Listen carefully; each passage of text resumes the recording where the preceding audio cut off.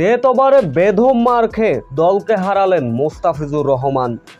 এমন দুঃখজনক হারের পরে মোস্তাফিজুরকে নিয়ে যা বলেছিলেন ডাম্বুলার অধিনায়ক মোহাম্মদ নবী, বিস্তারিত জানতে ভিডিওটি না টেনে সম্পূর্ণ দেখার অনুরোধ রইল। ব্যাট হাতে তহিদ হৃদয় করেন মাত্র 1 রান। মোস্তাফিজুর রহমান তহিদ হৃদয়ের ডাম্বুলায় সিক্সার বিলাপ ক্যান্ডিকে 180 রানের লক্ষ্য ছুড়ে দিয়েছিল। শুরুতেই বোলিং অ্যাটাক দেখিয়েছেন নোয়ান তোষারা এবং মোস্তাফিজুর রহমান।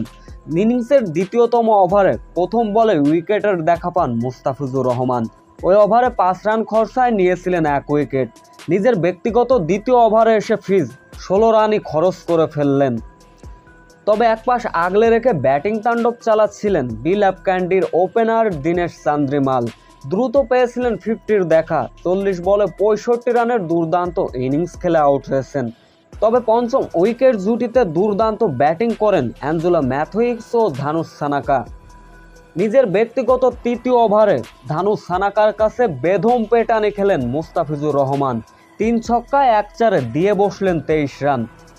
মোস্তাফিজুর রহমান 3 ওভার বোলিং করে 44 রান খরচায় নিয়েছিলেন 1 উইকেট, যার ফলে 17.2 বলে জয়ের বন্দরে পৌঁছে যায় বিলাপ ক্যান্ডি।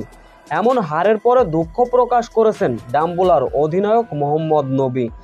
তিনি বলেন, শুরু থেকেই মোস্তাফিজুর রহমান এবং তুষার দুর্দান্ত বোলিং করেছিলেন, কিন্তু ডেথ ওভারে মোস্তাফিজুর রহমানের এমন বোলিং মোটেও পছন্দ হয়নি মোহাম্মদ নবীর, যার ফলে এমন দুঃখজনক হার বলে তিনি মনে করেন।